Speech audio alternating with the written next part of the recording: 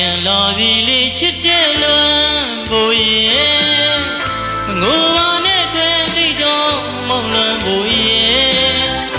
မောင်ချင်ရသူလေးရဲ့ပြုံးမျက်နှာကို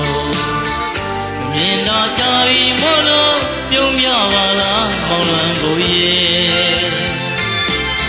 ဘယ်သူမစိုးနေကွာဝေးတဲ့ချစ်သူကိုနေချင်းတွေ့ချင်းလုံးလုံးအလွန်စိတ်တွေမို့မောင်လေးတို့သူပဲပေါ့မလွမ်းဘူး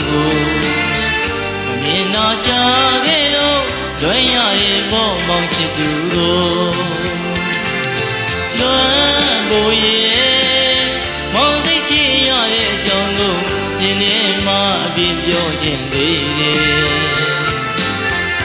ဒီကဟိုးတော့ငါလို့သူငိုညမဝလေးထုတ်လို့